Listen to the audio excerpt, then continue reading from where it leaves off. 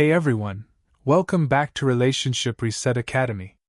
I'm Michael Flynn, a marriage counselor with over 15 years of experience helping couples reconnect and rebuild their relationships. Today, we're tackling a deeply personal and challenging topic.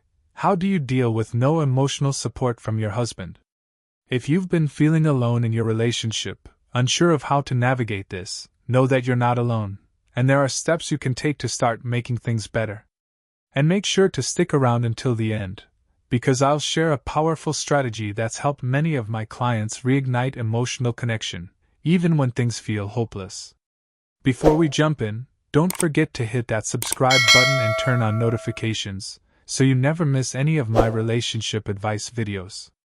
Let's get started. First of all, let me say this: it's completely normal to feel hurt, or even frustrated when you're not getting the emotional connection you need from your husband. Emotional support is like the glue that holds a marriage together, right? But here's the kicker: you can take steps to shift things without waiting on him to magically read your mind or change overnight. Let's break this down into a few simple strategies that you can start using today. Step 1. Start with clarity. Here's the thing: when emotional support is missing, it's easy to feel frustrated, alone, or even resentful. It feels like you're carrying the emotional weight of the relationship, while your partner seems oblivious.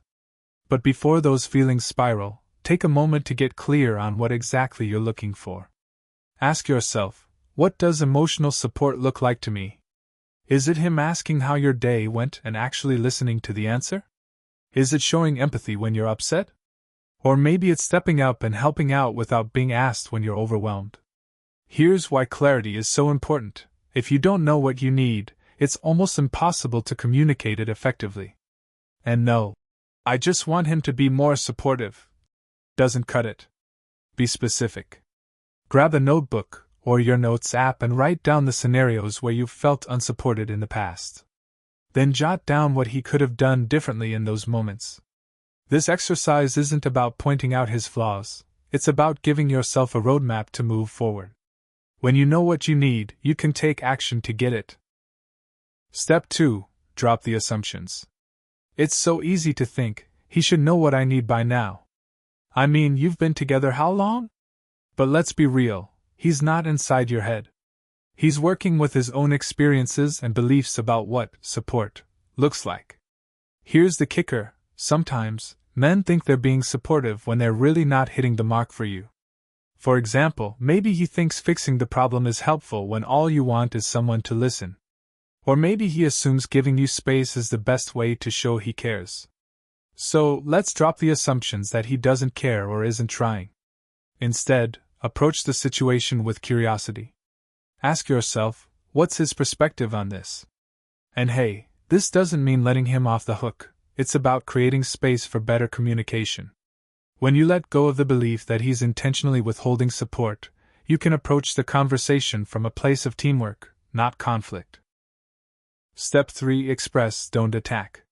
When emotions run high, it's tempting to let everything out in one explosive rant. You never support me. You don't care about how I feel. While it's totally valid to feel that way, this kind of approach can put him on the defensive faster than you can blink.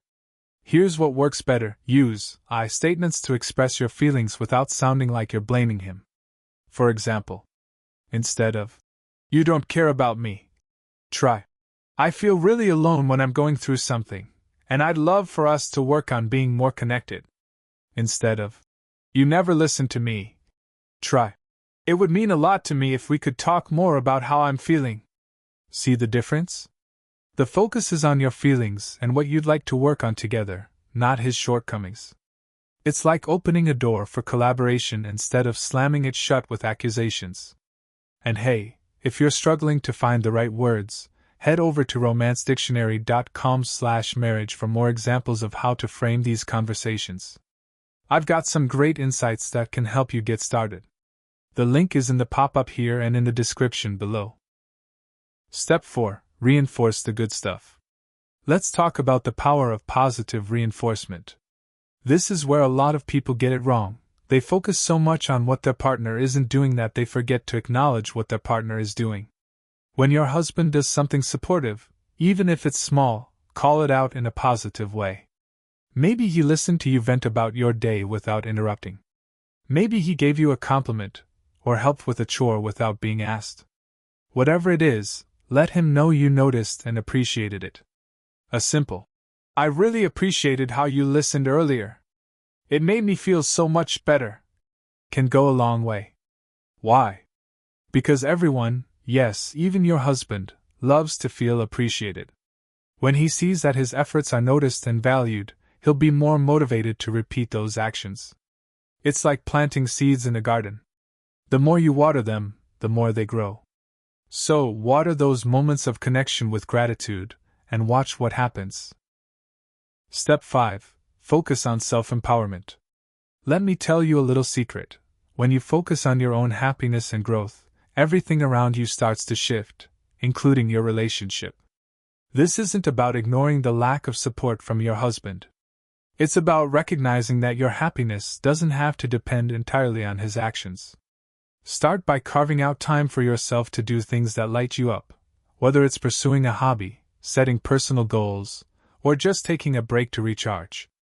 When you prioritize your own well-being, two things happen. 1. You feel more fulfilled and confident, which reduces the sting of unmet expectations. 2. Your energy becomes contagious, often inspiring your husband to engage more positively with you. And here's the bonus.